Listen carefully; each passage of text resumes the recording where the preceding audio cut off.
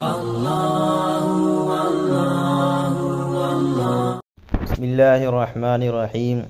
10 بے سند روایات۔ عوام میں کئی ایسی روایات مشہور ہیں جن کا کوئی ثبوت نہیں ملتا اور جن کو بیان کرنا درست نہیں۔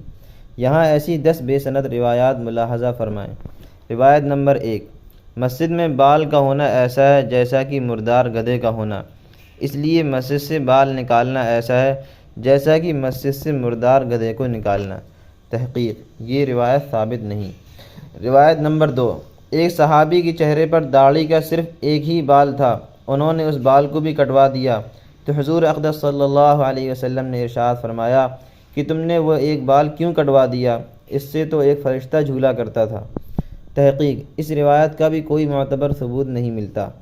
روایت نمبر 3، جب کوئی نوجوان توبہ کرتا ہے تو مشرق سے مغرب تک تمام قبرستانوں سے اللہ تعالیٰ 40 دن تک عذاب کو دور کر دیتا ہے۔ تحقیق، اس روایت کا بھی کوئی ثبوت نہیں۔ روایت نمبر 4، حضرت عبد الرحمن بن عوف رضی اللہ عنہ نے مدینے والوں کی دعوت کی، لیکن ایک صحابی مسجد نبوی میں گہری سوچ میں بیٹھے ہوئے تھے تو ان سے حضور اقدس صلی اللہ علیہ وسلم نے پوچھا کہ تم یہاں بیٹھے کیا کر رہے ہو؟ تو وہ صحابی کہنے لگے کہ میں یہاں اسی فکر میں بیٹھا ہوں کہ کیسے آپ کا ایک ایک امتی جہنم سے بچ کر جنت جانے والا بن جائے۔ تو یہ سن کر حضور اقدس صلی اللہ علیہ وسلم نے فرمایا کہ اگر عبد الرحمن بن عوف 1000 سال بھی مدینے والوں کی ایسی دعوتیں کرتا رہے تب بھی وہ تمہارے ثواب تک نہیں پہنچ سکتا۔ تحقیق، اس روایت کا کوئی معتبر ثبوت نہیں۔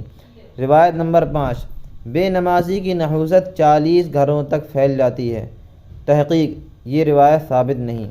روایت نمبر 6، جس شخص کی طرف اللہ تعالیٰ ایک مرتبہ رحمت کی نگاہ سے دیکھتا ہے تو اسے جہاد کے لیے قبول فرما لیتا ہے، اور جس کی طرف 10 بار رحمت کی نگاہ سے دیکھتا ہے تو اسے حج کے لیے قبول فرما لیتا ہے، اور جس کی طرف 70 مرتبہ رحمت کی نگاہ سے دیکھتا ہے تو اسے اللہ کے راستے میں نکال دیتا ہے۔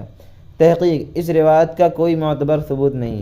روایت نمبر 7، جب استاد اور طالب علم کسی بستی سے گزرتے ہیں تو اللہ تعالیٰ اس بستی کے قبرستان سے 40 دن تک عذاب ہٹا لیتا ہے۔ تحقیق، اس روایت کا کوئی ثبوت نہیں ملتا۔ روایت نمبر 8، جب کوئی داعی کسی قبرستان سے گزرتا ہے تو اللہ تعالیٰ اس قبرستان سے 40 دن تک عذاب ہٹا لیتا ہے۔ تحقیق، اس روایت کا بھی کوئی ثبوت نہیں۔ روایت نمبر 9، حضور اقدس صلی اللہ علیہ وسلم نے تندور میں روٹی لگائی لیکن وہ نہیں پکی۔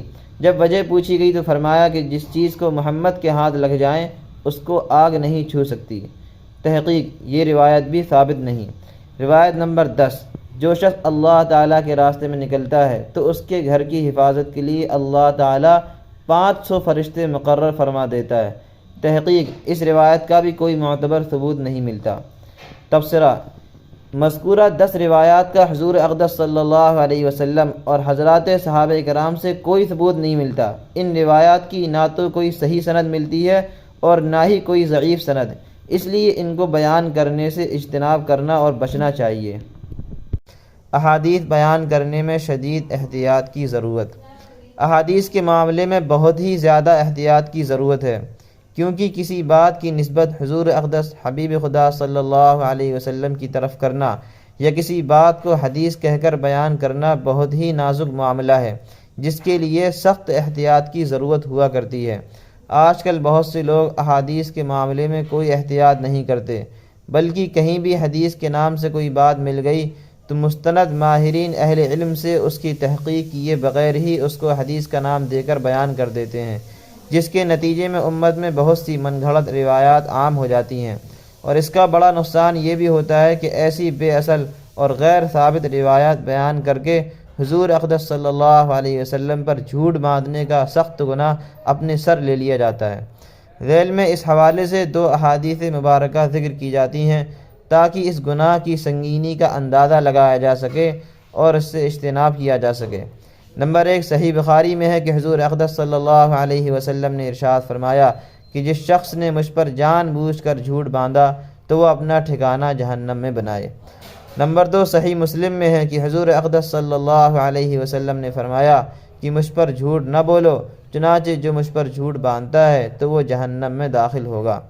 ان وعیدوں کے بعد کوئی بھی مسلمان من گھڑت اور بے بنیاد روایات پھیلانے کی جسارت نہیں کر سکتا اور نہ ہی بغیر تحقیق کیے حدیث بیان کرنے کی جرات کر سکتا ہے۔